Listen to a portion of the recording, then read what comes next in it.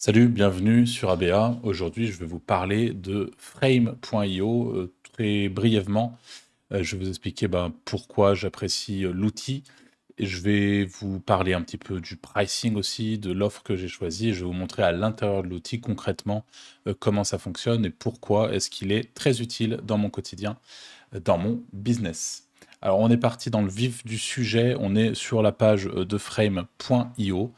Et on va tout de suite rentrer sur la partie pricing. Vous pouvez commencer avec Frame avec deux utilisateurs, 2 gigabits de storage et 2 projets. Et ensuite, vous devrez passer sur un abonnement à 15 dollars par mois. En tout cas, c'est l'abonnement que j'utilise aujourd'hui, qui me permet, et je rentre à l'intérieur de mon compte. Donc là, on est sur le compte concrètement. Comment fonctionne Frame et en quoi c'est utile. Alors là, j'ai fait une vidéo qui est sortie sur ma chaîne principale il y a quelques jours, on va dire une petite dizaine de jours maintenant. On a le dérush original, donc c'est-à-dire que j'ai pré-dérushé la vidéo. Donc là, si je clique ici, je me retrouve sur la vidéo du pré-dérush et là, j'ai à chaque fois commenté, et c'est ça qui est extrêmement intéressant avec Frame, c'est que là, je vais lancer la vidéo brièvement. Si tu veux tout apprendre sur le SEO, alors cette vidéo est faite pour toi. On y parlera de tout ce que tu Ok, dois donc savoir là, je pour suis à positionner ton site internet dans 1.60, je suis à 1.75, c'est pour ça que vous entendez très vite. Et en fait, ce qui se passe, c'est que du coup, ça me permet de retravailler, de re-regarder la vidéo. Et si jamais juste ici, j'ai quelque chose à dire à mon monteur, il me suffit d'écrire ici un commentaire. Donc, test de commentaire. Donc là, je pourrais dire tout et n'importe quoi à la personne qui va monter la vidéo. J'appuie sur Entrée et hop, le commentaire vient d'être rajouté juste ici. Et donc, mon monteur est notifié directement et il peut du coup mettre en place les différentes indications que je vais donner sur la vidéo. Donc, c'est extrêmement pratique et c'est à ça que sert Frame.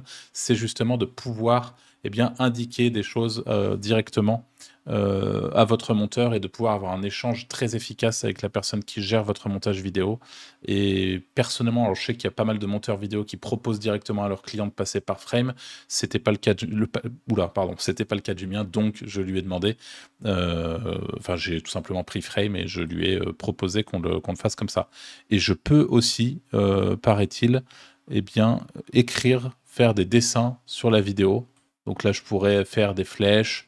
Je pourrais ici montrer quelque chose et expliquer que là, je vois un contre-jour. Enfin bref, on pourrait parler de plein de choses. Je pourrais expliquer qu'ici, je vois des chaussettes d'une qualité incroyable.